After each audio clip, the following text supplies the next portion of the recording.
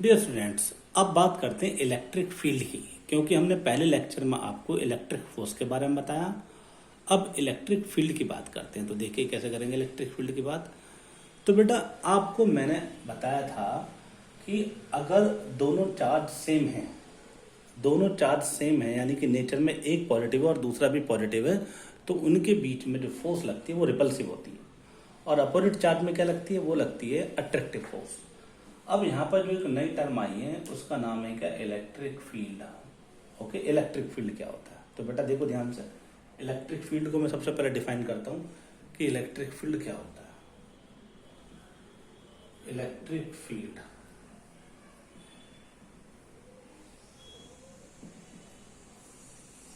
a space around a charge a space around a charge a space around a charge which is represented by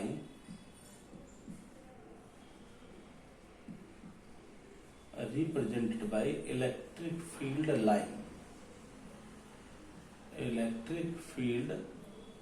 line of force. Electric field lines of force and if another charge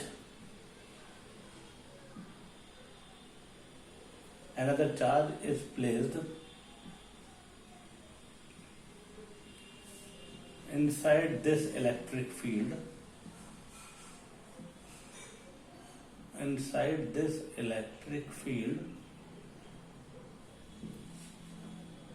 so it experience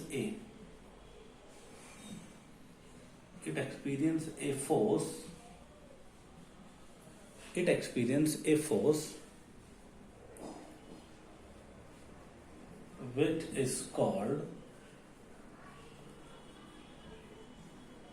electric field intensity. Electric field intensity. तो बेटा होता क्या है कि suppose अगर आपके पास कोई charge है प्लस, तो इस प्लस चार्ज की वजह से इसके चारों तरफ 3D में, इसके चारों तरफ 3D बोले तो लाइक जैसे एक बॉल हो गई, तो प्लस चार्ज है और इसके चारों तरफ क्या होता है? 3D में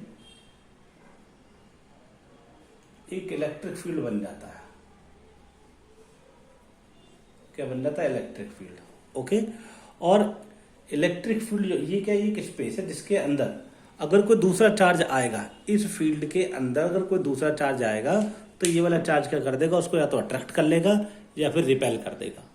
वो डिपेंड करेगा कि अगर ये पॉजिटिव चार्ज है, अगर इसके फील्ड में पॉजिटिव आएगा तो ये इसको रिपेल कर देगा, और अगर नेगेटिव आएगा तो उसको अट्रैक्ट कर लेगा। तो जो आपके पास पॉजिटिव, मैंने आपको बताया space around a charge which is represented by electric field lines. क्या बेटा? Electric field lines. Electric field lines वो लाइंस होती हैं जो इलेक्ट्रिक फील्ड को रिप्रेजेंट करती हैं। क्या करते हैं? इलेक्ट्रिक फील्ड को। तो इलेक्ट्रिक फील्ड लाइन ऐसे बनाई जाती है। प्लस की वजह से इलेक्ट्रिक फील्ड लाइन हमेशा आउटवर्ड होती है। कैसे होती है बेटा? आउटवर्ड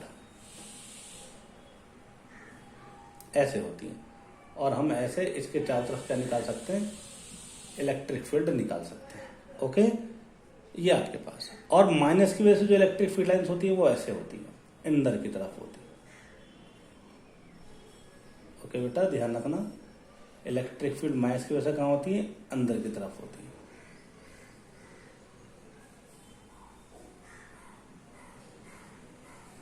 ओके, तो इलेक्ट्रिक फील्ड माइनस की वजह से कहाँ होती है? अंदर, और प्लस की वजह से कहाँ होती है? बाहर होती है। प्लस की वजह से आउटवर्ड होती है, एरो का साइन देखिए, और माइनस की वजह से इनवर्ड होती है, एरो का साइन देखिए। ठीक है बेटा, ये आपके पास क्या इलेक्ट्रिक फील्ड लाइंस है।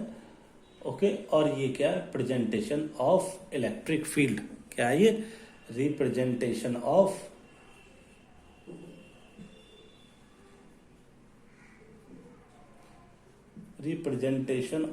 इलेक्ट्रिक फील्ड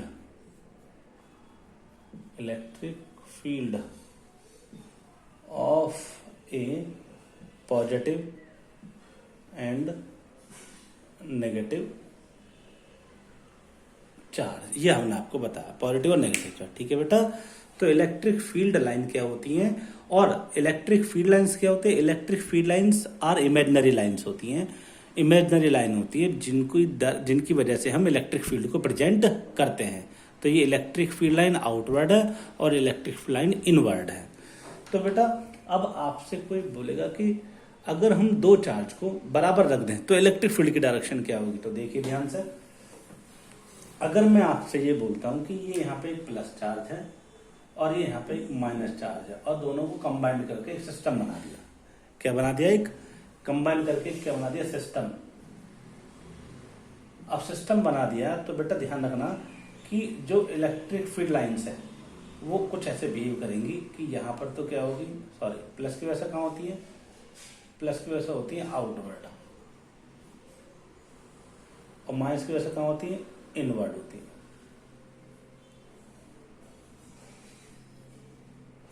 ठीक है, तो बेटा ऐसा लगता है जैसे इलेक्ट्रिक फील्ड लाइंस, ऐसा लगता है जैसे इलेक्ट्रिक फील्ड लाइंस प्लस से निकल रही हूं और माइनस पे जा रही हूं। ठीक है बेटा, इस तरीके से इलेक्ट्रिक फील्ड लाइन दिखा देते हैं। ओके, तो ऐसा लगता है जैसे प्लस से एंटर हो रही, प्लस से निकल रही हूं और माइनस पे एंटर हो रही हूं। तो ध्यान रखना, तो हम ये कह सकते हैं electric field lines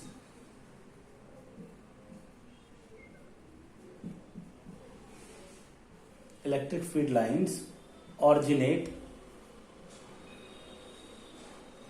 from positive charge and terminate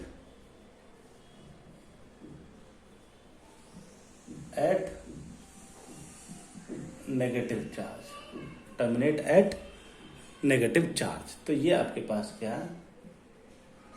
So we can say that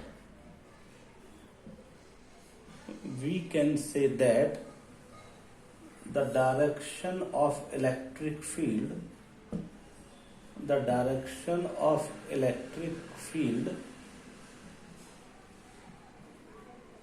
कहाँ होती है? पॉजिटिव से नेगेटिव की तरफ। कहाँ होती है? पॉजिटिव से नेगेटिव की तरफ, यानी कि प्लस से माइनस की तरफ होती है इलेक्ट्रिक फील्ड की डायरेक्शन, अगर हम दो सिस्टम को ऐसे बना दे प्लस और माइनस के। ठीक है बेटा, तो ध्यान रखना, ऐसे लगता है जैसे यहाँ लाइन निकल रही हो और यहाँ पे एंटर कर रही हो। तो ये आपके पास क्या है? इलेक्ट्रिक फील्ड का प्रेजेंटेशन। तो अब इलेक्ट्रिक फील्ड हम प्रेजेंटेशन करते हैं, तो इलेक्ट्रिक फील्ड को रिप्रेजेंट कैसे करते हैं और फॉर्मूला क्या होता है? तो अभी टर्म मैंने आपको लिखवाई थी अभी, electric field intensity. Electric field intensity, electric field intensity का मीनिंग होता है कि अगर किसी चार्ज को कहीं रख दिया जाए और उसके फील्ड में कोई दूसरा चार्ज आ जाए तो पहला वाला चार्ज दूसरे वाले पर कितनी फोर्स अप्लाई करता है। तो इसको लिखते हैं क्या? इलेक्ट्रिक फील्ड इंटेंसिटी को लिखते हैं the force per unit charge, the force per unit charge is called electric field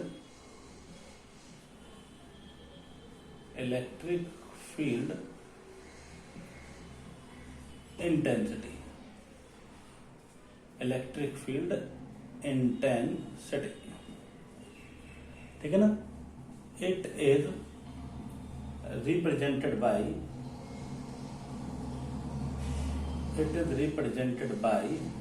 capital E.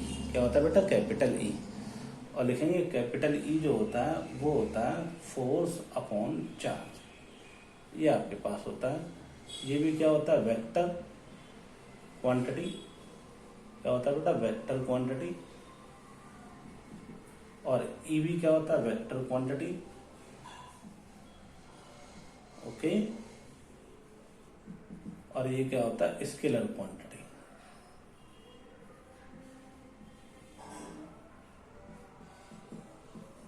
कैसी होती है? Scalar quantity. और ध्यान रखिए इसकी जो यूनिट होती है यूनिट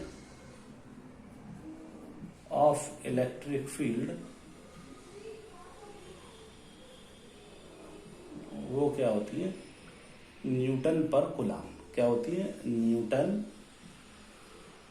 पर कूलाम। क्या होते हैं, न्यूटन पर कूलाम इसकी यूनिट होती है। तो ध्यान रखना, ई का फॉर्मूला क्या होता है, एफ अपॉन क्यू नॉट। कुछ बुक्स में इसको ऐसे लिख देते हैं, ये वेक्टर, वेक्टर को ऐसे दिखाते हैं एरो के साइन से, ठीक है ना। तो आपको याद करने की भी जरूरत नहीं है, अगर आपने वेक्टर नहीं पढ़ा है तो ये इसका इलेक्ट्रिक फील्ड है, ठीक है बेटा। अब इलेक्ट्रिक फील्ड ध्यान रखना, हम इलेक्ट्रिक फील्ड को दो तरीके से रिप्रेजेंट और करते हैं, एक होता है यूनिफॉर्म और एक क्या होता है, नॉन यूनिफॉर्म। तो इलेक्ट्रिक फील्ड का फॉर्मूला क्या हो गया, E equals to F upon Q. Okay, तो इसको समझते कैसे सकते हैं, देखिए अगर मान लीजिए आपके पास कोई चार्ज है ऐसे, ये Q1 है, तो इससे इलेक्ट्रिक फील्ड लाइन ऐसे निकल रही है।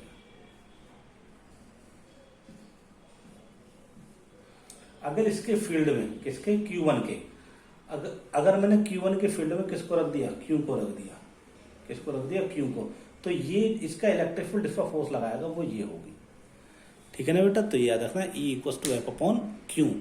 क्यू क्या है, जिस पर फोर्स लग रही है, और एफ कौन, जो दूसरा वाला चार्ज जो फोर्स लगा रहा है, ठीक है। तो जैसे मैंने आपको बताया इलेक्ट्रिक फील्ड, तो मैं बात करता हूँ इलेक्ट्रिक फील्ड दो तरीके के होते हैं, एक यूनिफॉर्म इलेक्ट्रिक फील्ड होता है, क्या होता है बेटा, यूनिफॉर्म इलेक्ट्रिक फील्ड,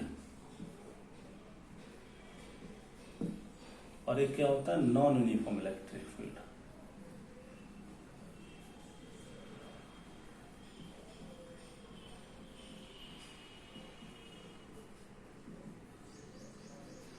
ठीक है, यूनिफॉर्म इलेक्ट्रिक फील्ड क्या होता है, यूनिफॉर्म इलेक्ट्रिक फील्ड होता है बेटा ऐसे,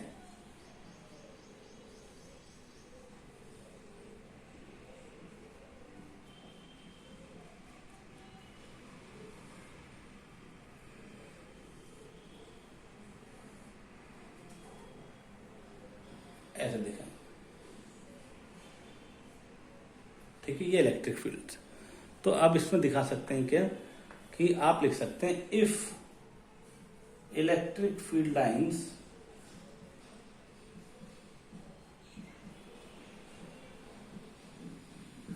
लाइन्स आर separated by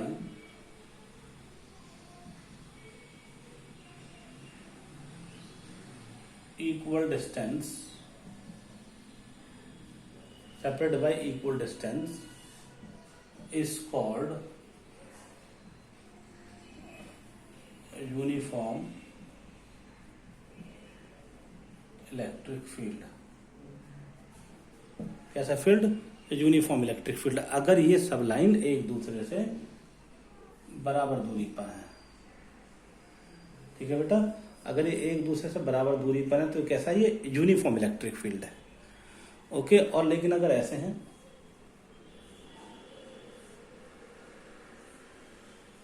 ठीक है ना, और ध्यान रखना मैंने क्या लिखा, if electric field lines are separated by equal distance and close to each other, लिख देता हूं, and closed to each other,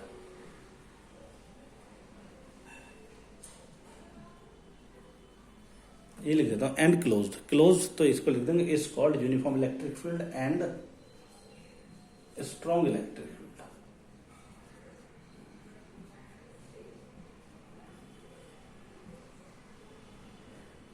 strong electric field, ठीक है बेटा, ये ध्यान रखना। और अगर मान लीजिए ये ऐसे है, तो इस तरीके से है कुछ ऐसे, तो इसको बोलेंगे if electric field lines EFL, if electric field lines are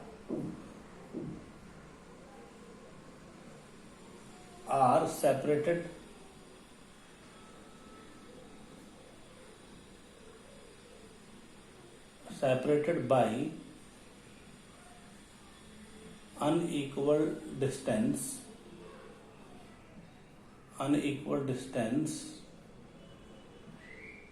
and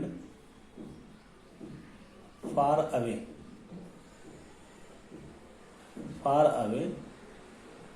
to each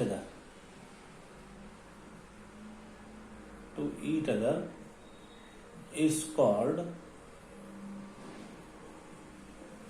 weak and non-uniform electric field. क्या बोलेंगे? Non uniform electric field.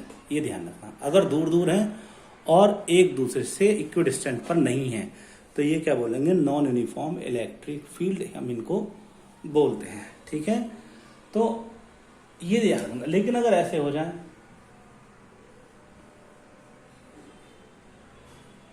यानी इसका मीनिंग क्या? वो दूर दूर हैं, ये दूर दूर हैं लेकिन सब इक्विडिस्टेंट पर हैं, तो हम इसको बोलेंगे week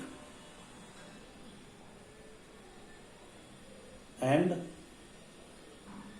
uniform electric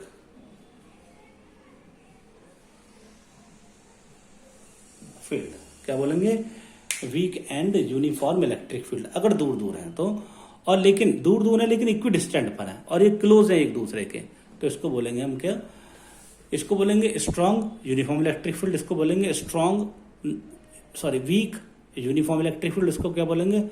non uniform और वीक भी है क्योंकि लाइंस बहुत दूर दूर है। और अगर मान लीजिए लाइंस पास पास हो लेकिन एक दूसरे से अलग अलग डिस्टेंस पर हो तो ये हो जाएगा नॉन यूनिफॉर्म और स्ट्रॉन्ग इलेक्ट्रिक फील्ड हो जाएगा। ये आपके पास तो सिंपल सी बात है। लाइंस अगर दूर दूर हो तो वीक, और लाइंस अगर पास पास हो तो क्या होता है?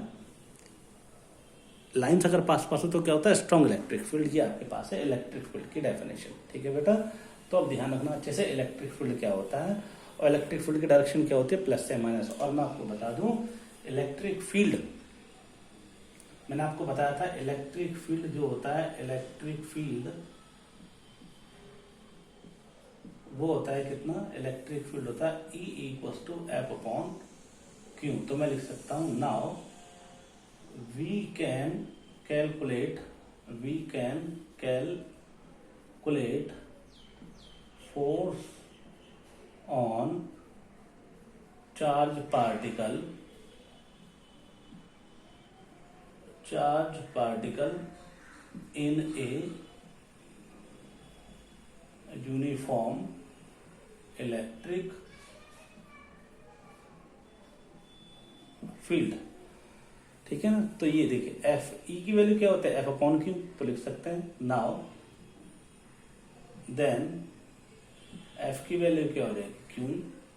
एफ की वैल्यू क्या हो जाएगी बेटा? Q। ठीक है, अब ध्यान रखना, तो मैं लिख रहा हूं यहां पर force on charge particle, force on charge particle. तो देखिए कैसे बेटा, मान लीजिए इलेक्ट्रिक फील्ड है ऐसे,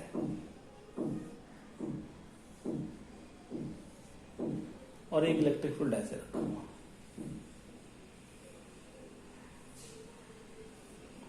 ये इलेक्ट्रिक फील्ड है और ये भी क्या बेटा? Electric field. यहां पर रखा हुआ है प्लस चार्ज। क्या रखा हुआ? Plus charge. ओके, तो अगर यहां पर प्लस चार्ज है तो आपको पता होना चाहिए कि प्लस चार्ज यहां रखा हुआ है, तो अगर कोई प्लस चार्ज इलेक्ट्रिक फील्ड में रखा होगा तो उस पर जो फोर्स की डायरेक्शन होगी वो इलेक्ट्रिक फील्ड की डायरेक्शन में होगी। ध्यान रखना, प्लस QE। क्या होगी? Plus QE। तो लिख देंगे क्या? फोर्स, लिख सकता हूं मैं यहां पर, force in the direction of electric field.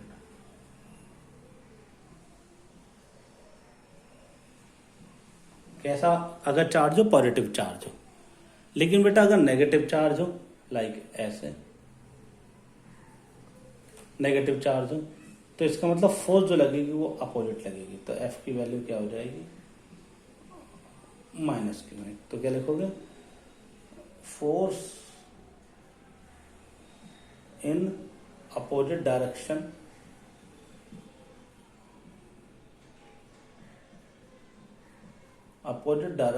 Of electric, opposite direction of electric field. ठीक है ना, तो ध्यान रखना एफ की वैल्यू फोर्स, अगर पॉजिटिव चार्ज है और इलेक्ट्रिक फील्ड में रखा हुआ है तो इलेक्ट्रिक फील्ड की डायरेक्शन में क्या होगी, फोर्स की डायरेक्शन। और अगर मान लीजिए नेगेटिव चार्ज है तो इलेक्ट्रिक फील्ड के डायरेक्शन के अपोजिट होगी फोर्स की डायरेक्शन। अगर इसका उल्टा कर दे, सपोज इलेक्ट्रिक फील्ड ऐसे दे दे और इलेक्ट्रिक फील्ड यहां ऐसे दे दे,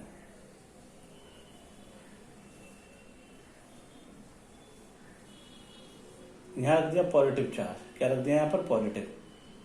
अगर पॉजिटिव रख दिया तो अब फोर्स किधर लगेगी, फोर्स मैंने बताया इलेक्ट्रिक फील्ड की डायरेक्शन कहाँ है, इस साइड में, और यहाँ भी इलेक्ट्रिक फील्ड की डायरेक्शन इसी साइड में है। तो इसका मतलब फोर्स की डायरेक्शन हमेशा कहाँ होगी, इलेक्ट्रिक फील्ड की डायरेक्शन में। तो ये होगी प्लस QE, ठीक है ना। और अगर चार्ज यहाँ रखा होगा वो भी कैसा, माइनस, तो यहाँ पे डायरेक्शन कहाँ होगी, ऐसे होगी। तो F की वैल्यू क्या होगी, -QE, ठीक है ना। तो ये आपके पास ध्यान रखना कि जो हमने, तो इलेक्ट्रिक फील्ड की डायरेक्शन ऐसे भी हो सकती है, ऐसे भी हो सकती है। बस आपको याद रखना है कि इलेक्ट्रिक फील्ड की डायरेक्शन में ही फोर्स होगी अगर पॉजिटिव चार्ज है, और नेगेटिव चार्ज है तो इलेक्ट्रिक फील्ड की डायरेक्शन के अपोजिट होगी। तो ये आपके पास क्या है, फोर्स ऑन चार्ज पार्टिकल, ठीक है बेटा। ये बहुत इंपॉर्टेंट है, अच्छे से ध्यान से देखिएगा। अब जैसे मैं आपको इसलिए बता रहा हूँ क्योंकि अभी हम आगे करंट पढ़ेंगे, तो करंट में जो इलेक्ट्रॉन होता है वो माइनस होता है। तो हमें पता होना चाहिए कि आखिरकार हम वहां पर इलेक्ट्रॉन का मूवमेंट कैसे लेंगे। और दूसरा, अब एक ध्यान रखिए, आपने न्यूटन सेकंड लॉ तो पढ़ा होगा। न्यूटन सेकंड लॉ क्या बोलता है, अगर मान लीजिए कोई भी पार्टिकल है, तो अगर पार्टिकल का मास है तो उसमें एक्सेलरेशन भी हो सकता है। तो जब हम ये कॉन्सेप्ट पढ़ लेंगे तो हम आसानी से ओम्स लॉ को ड्राइव भी कर सकते हैं। तो इसलिए मैं आपको ये चीजें सिखा रहा हूं कि मुझे आसानी हो आपको आगे पढ़ाने में। तो चलते हैं, देखिए क्या मैं लिख देता हूं, acceleration of charge particle.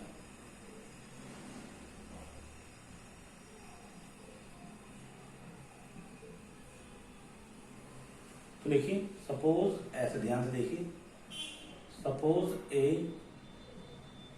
Positive charge which is placed in a uniform electric field E, uniform electric field E, then force on charge particle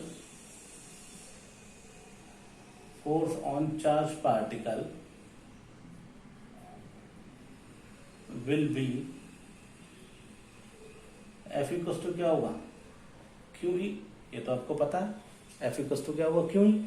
अब लिखेंगे, यहाँ हम डायग्राम बना देते हैं, ये इलेक्ट्रिक फील्ड है,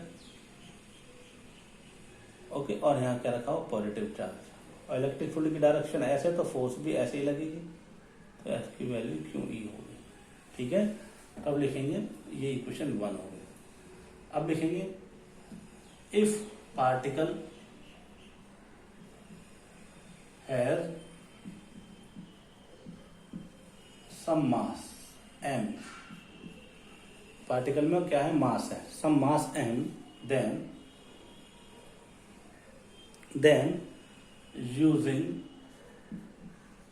Newton second law of motion,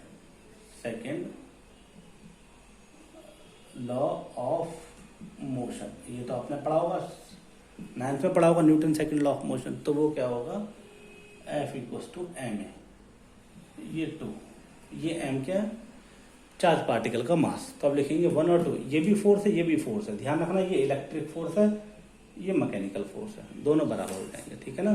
तो मैं इसको हटा देता हूँ यहाँ से। तो लिखेंगे F इक्वल टू में, तो लिखेंगे from equation 1 and 2, from equation 1 and 2। तो मैं इक्वेशन 1 2 तो दोनों को बराबर पुट कर दूं तो कितना आ जाएगा, QE equal to M A. तो ये आपके पास आ जाएगा, और ए की वैल्यू क्या आ जाएगी, QE अपॉन में m। तो बेटा ये क्या आ जाएगा, एक्सेलरेशन, क्या आ जाएगा, ये acceleration of charge particle in the direction of electric field, in the direction of electric field. तो ये आपके पास, अब यहाँ पर अगर न्यूमेरिकल आएगा तो हम इजीली कर सकते हैं। ठीक है, चलिए एक न्यूमेरिकल इसका ले लेते हैं, कैसे सॉल्व करेंगे। ठीक है, तो देखिए ध्यान से, अगर आपसे कोई बोले क्वेश्चन, अगर हम लें तो क्वेश्चन क्या होगा बेटा, मैं लिख देता हूं, ए charge particle, a charged particle 2 coulomb या 2 मिली कूलाम लिख देता हूं, milli coulomb is placed in a uniform electric field of strength,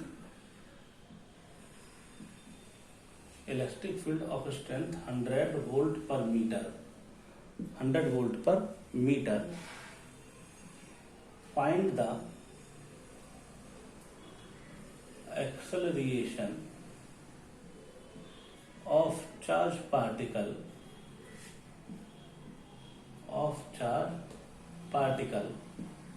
assume that mass of charged particle is 100 ग्राम। कितना बेटा, 100 ग्राम। तो देखो हम इसको सॉल्यूशन इजीली कर सकते हैं। तो देखिए सॉल्यूशन कैसे कर सकते हैं। सॉल्यूशन सबसे पहले देखो कि आपको क्वेश्चन में गिवन क्या है, ए चार्ज 2 मिली कूलाम। तो सबसे पहले नोट करो क्यू की वैल्यू कितनी है, 2 मिली कूलाम। मिली कूलाम में होते हैं 2 × 10⁻³ कूलाम। ये आपके पास आ गया, ये कूलाम आ गया। ठीक है बेटा, फिर देखो मास कितना है, मास आपके पास 100 ग्राम। इस ग्राम को किलोग्राम में चेंज करो तो कितना आएगा, m की वैल्यू 100/1000, तो आ जाएगा 0.1 kg। उसके बाद क्या गिवन है, सारा डेटा पहले जो गिवन है वो लिख लीजिए। इलेक्ट्रिक फील्ड स्ट्रेंथ दे रखी है 100 वोल्ट, तो ये आ जाएगी 100 वोल्ट पर मीटर। ये आपके पास अब लिखेंगे बिकॉज वी नो दैट,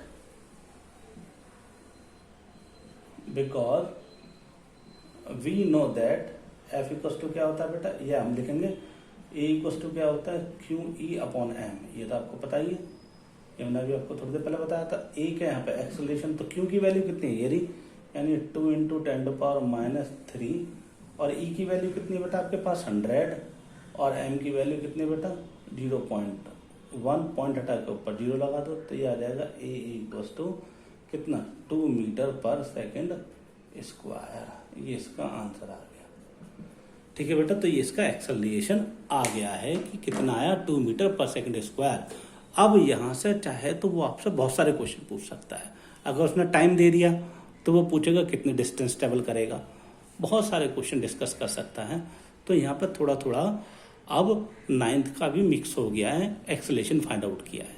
ठीक है ना, तो ध्यान रख लेना कि फिजिक्स का मीनिंग ये होता है कि पीछे के सारे चैप्टर आके एक चैप्टर में इंक्लूड हो जाते हैं। फिजिक्स को आप ऐसे समझिए, बिल्कुल एक ओशियन है, समुद्र है एक बहुत बड़ा, और छोटे छोटे टॉपिक जो हैं वो नदियां हैं, और सारी नदियां किस में आकर मिल जाती हैं, समुद्र में आकर फिर एक बन जाता है। तो इसी तरीके से फिजिक्स है। तो फिजिक्स के छोटे छोटे टॉपिक क्या हैं, नदियों की तरह एक साथ मिलकर बड़ा समुद्र बना देती हैं। तो ये आपके पास क्या बेटा, ध्यान से देखिएगा जो हमने आपको बताया है, ये आपके पास था इलेक्ट्रिक फील्ड में क्वेश्चन को सॉल्व करना। अब ऐसा मैंने क्यों बताया, क्योंकि अभी मैं करंट पढ़ाऊंगा, तो करंट पढ़ाते वक्त मुझे पता होना चाहिए कि इलेक्ट्रिक फील्ड क्या है क्या नहीं है, और वहाँ पे इलेक्ट्रॉन कैसे मूव करता कैसे मूव नहीं करता, तो वो मैं आपको बताने जा रहा हूँ। देखिए बेटा, ये ध्यान रखना आपके पास कि अगर मान लीजिए कि कोई कंडक्टर ऐसे है, ये कंडक्टर और ये क्या आपके पास बैटरी लगी हुई है। ठीक है बेटा, अब आपको पता है कंडक्टर में कौन होते हैं, कंडक्टर में कौन होते हैं, इलेक्ट्रॉन। कंडक्टर में कौन होते हैं, मूविंग इलेक्ट्रॉन। ठीक है ना, कंडक्टर में कौन होते हैं, मूविंग इलेक्ट्रॉन। ठीक है, अभी क्या होगा, अभी जब यहां पर स्विच ओपन होगा, स्विच का होगा ओपन, तो अभी यहां से कोई करंट फ्लो नहीं होगी। अब आप खुद सोचिए, ये कंडक्टर है, कंडक्टर में कौन होंगे, इलेक्ट्रॉन। अभी तो इलेक्ट्रॉन क्या होंगे, अभी इलेक्ट्रॉन इधर उधर पड़े होंगे। ठीक है, अब क्या होगा, जैसे मैं यहाँ से इस स्विच को क्या कर दूंगा, क्लोज कर दूंगा, स्विच को क्या कर दूं, क्लोज कर दूं, तो क्लोज करने से ये स्विच ऐसा हो जाएगा। अब क्या होगा, यहां से करंट फ्लो करेंगे। ध्यान रखना, इलेक्ट्रॉन कहाँ फ्लो होते हैं हमेशा, इलेक्ट्रॉन फ्लो होते हैं हमेशा नेगेटिव टू पॉजिटिव। इलेक्ट्रॉन का फ्लो होता है, फ्लो ऑफ इलेक्ट्रॉन कहाँ होता है, flow of electron always negative to positive, while flow of current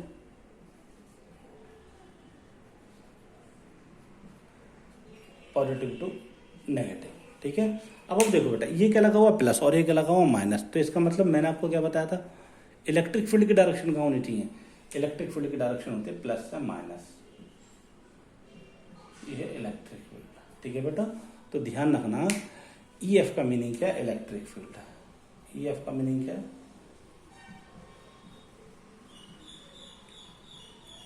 electric field. Electric field की डायरेक्शन कहाँ होती है, पॉजिटिव से नेगेटिव की तरफ। ठीक है बेटा, ये मैं आपको पहले ही बता चुका हूँ।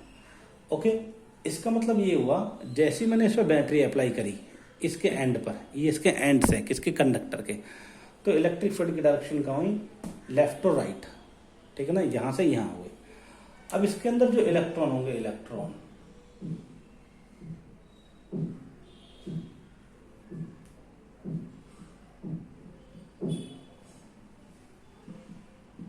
वो मोशन में आ जाएंगे, किस में आ जाएंगे, मोशन में। तो मैंने आपको बताया था क्या, आप याद कीजिए, इलेक्ट्रिक फील्ड कहाँ यहां पर है, इलेक्ट्रिक फील्ड की डायरेक्शन तो ऐसे है, अभी मैंने आपको थोड़ी देर पहले बताया था, इलेक्ट्रिक फील्ड की डायरेक्शन आपके पास ऐसे है।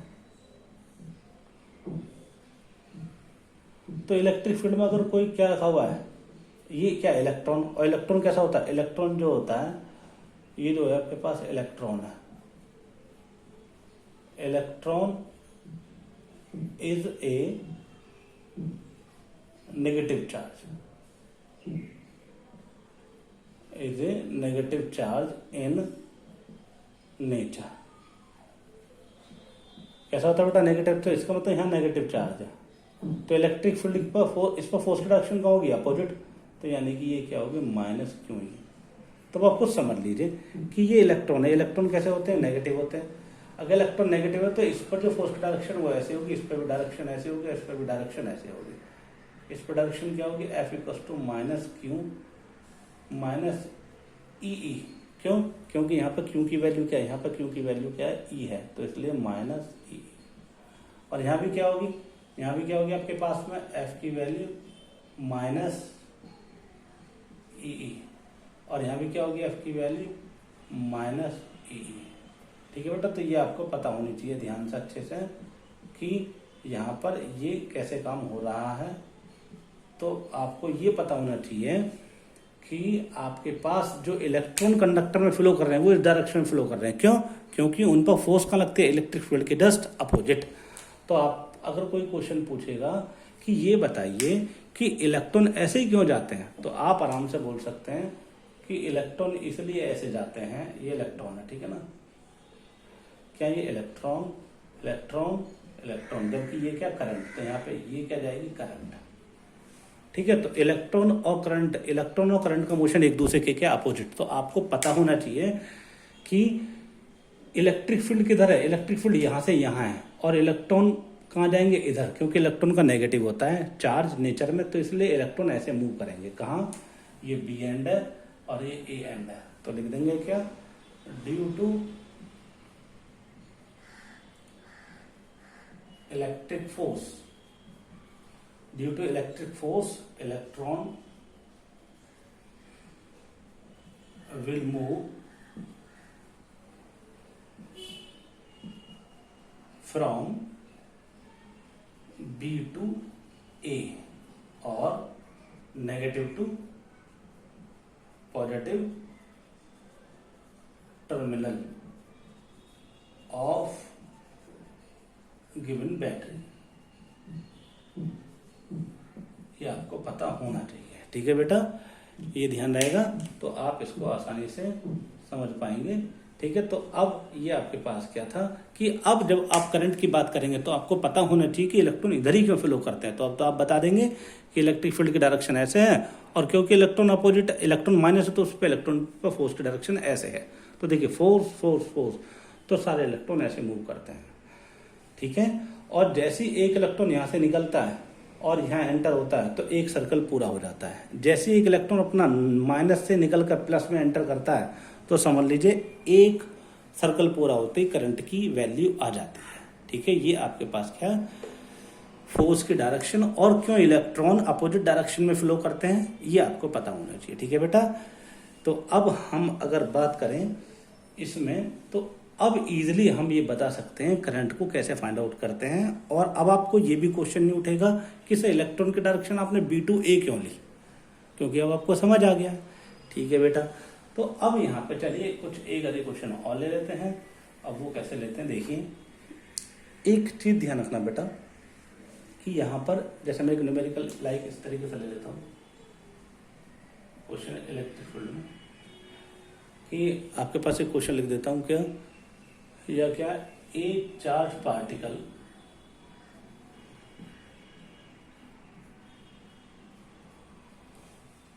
Q equal 3 microcoulomb is placed in a uniform electric field of 200 volt per meter, ठीक है। Then find the distance traveled by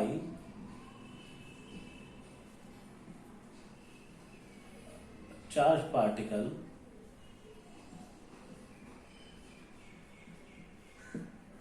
in time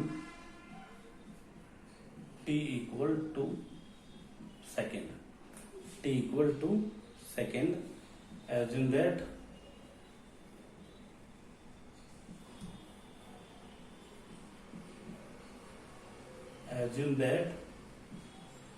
mass of charged particle is 2 into 10 to the power minus 3 kilogram, ठीक है। ये आपसे पूछा है।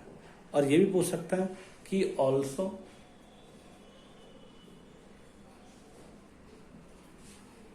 Find the final velocity in this time, find the velocity at t equal to second if it starts journey from rest. बहुत अच्छा question, ध्यान से देखिए, फ्रॉम रेस्ट। तो देखिए सबसे पहले सॉल्यूशन हम करते वक्त क्या ध्यान देंगे, सबसे पहले आप ये देखिए हमारे पास गिवन क्या क्या डेटा। तो सबसे पहले मेरे पास दे रखा Q इक्वल टू 3 माइक्रोकूलम। तो सबसे पहले मैं लिखूँ Q इक्वल टू 3 माइक्रोकूलम। एक माइक्रोम होता है 10 टू पावर -6, तो मैं लिखूंगा Q equal to 3 into 10 to power -6 coulomb. ये मेरे पास आ गया। उसके बाद मैं क्या लिखूंगा, टाइम मेरे पास क्या दे रखा है, इलेक्ट्रिक फील्ड ये है, चार्ज ये है। इलेक्ट्रिक फील्ड कितना, इलेक्ट्रिक फील्ड मेरे पास है 200 वोल्ट पर मीटर। उसके बाद मेरे पास क्या दिया हुआ है, मास मेरे पास क्या दिया हुआ है, मास लिख लेता हूं मैं कितना, 2 इंटू 10 टू पावर -3 किलोग्राम। उसके बाद मेरे पास क्या दिया हुआ, टाइम भी दिया हुआ, टाइम कितना आएगा 2 सेकेंड, ये आपके पास आएगा। और आपको ये पता होना चाहिए कि मुझे जो कैलकुलेट करना है वो 2 चीज़ें कैलकुलेट करनी है, एक फाइनल वेलोसिटी और एक कैलकुलेट करना डिस्टेंस। तो अब आप देखिए, क्योंकि ये चार्ज पार्टिकल कहाँ रखा हुआ है, इलेक्ट्रिक फील्ड में फोर्स लगेगा, फोर्स आएगा तो एक्सेलरेशन आएगा, और एक्सेलरेशन आएगा तो इस पर डिस्टेंस जो आपके पास आएगी वो आएगी s=ut और +12 at², ये आएगी। अच्छा बेटा ध्यान रखना, यहाँ लिखा हुआ है स्टार्टिंग फ्रॉम रेस्ट, तो स्टार्टिंग फ्रॉम रेस्ट का मतलब इनिशियल स्पीड क्या आपके पास 0 है। तो अब s=ut +12 at² में मेरे पास u तो है, t भी है, लेकिन a नहीं है। अगर a नहीं है तो a निकालेंगे, तो लिखेंगे a तो निकाल सकते हैं, बिकॉज a क्या होता है, Q/m, ये हम पहले बता चुके हैं। तो a की वैल्यू a है, Q की वैल्यू कितनी है, ये 3 × 10⁻⁶ और × 200 और अपॉन में कितना है, अपॉन में आपके पास मास कितना आपके पास 2 × 10⁻⁻3। तो ये आपके पास आ जाएगा एक्सेलरेशन की वैल्यू 3 और 3 और 2 5, तो ये आ जाएगा 2 से 2 कट जाएगा, तो ये आ जाएगा 100, तो ये आ जाएगा कितना बेटा 0.3 मीटर/सेकंड², ये आपके पास आ जाएगा। एक्सेलरेशन आ गया, तो अब यहाँ पुट कर दिए, एक्सेलरेशन की वैल्यू को कहाँ पुट कर सकते हैं, यहाँ पर तो लिख देंगे s की वैल्यू क्या, पहला पार्ट आ जाएगा, पहला पार्ट क्या आ जाएगा, s की वैल्यू क्या, u की वैल्यू क्या है 0, t की वैल्यू कितनी है 2 सेकेंड और +12, और a की वैल्यू कितनी है, a की वैल्यू 0.3 और t की वैल्यू कितनी है 2 का होल स्क्वायर, ये आ जाएगा। तो इसको सॉल्व करें तो s की वैल्यू जो आएगी वो कितनी आएगी, ½ × 0.3 × 4, तो आ जाएगा 2 दूनी 4, तो कितना आ जाएगा 0.6 मीटर, ये आंसर आ गया।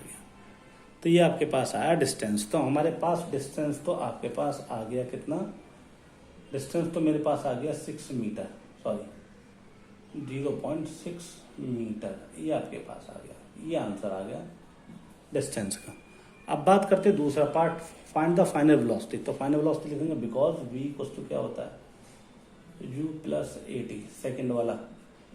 सेकंड वाला सॉल्व करते तो v तो क्या फाइनल है, u क्या आपके पास 0 है, और प्लस a की वैल्यू कितनी है, a की वैल्यू 0.3 है, और इंटू t की वैल्यू कितनी है आपके पास, t की वैल्यू है आपके पास 2, तो आ जाएगी 2, तो v की वैल्यू कितनी आ जाएगी 0.6 मीटर/सेकंड², ये आपके पास आंसर आ गया। ठीक है बेटा, कैलकुलेशन एक बार चेक कर लेंगे, अगर कैलकुलेशन मिस्टेक हो रहा है तो उसके लिए सॉरी, आप वो थोड़ा देख लेना। तो ये आपके पास था क्वेश्चन जो हमने सॉल्व किया।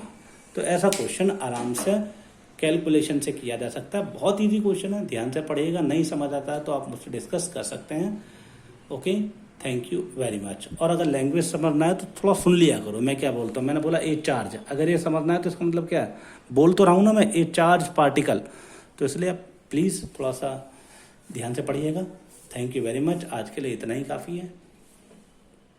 आगे अब हम पढ़ेंगे करंट के बारे में, और अब मुझे आपको समझाना थोड़ा सा आसान हो जाएगा कि करंट क्या है और करंट क्या नहीं है। प्लीज़ मेरी बस आपसे यही की रिक्वेस्ट है, आप बहुत मेहनत कीजिए पढ़ने में, और अगर आप बहुत अच्छे से पढ़ेंगे तो मैं आपको प्रॉमिस करता हूँ कि आपको अच्छे से अच्छा न्यूमेरिकल्स और थ्योरी पढ़ाएंगे, और उससे क्या होगा, आप कंपटीशन के एग्ज़ाम में बहुत आसानी से स्कोर कर सकते हैं और अपनी लाइफ को बहुत अच्छे से सिक्योर कर सकते हैं IIT या नीट के लिए। Thank you very much, thank you very much.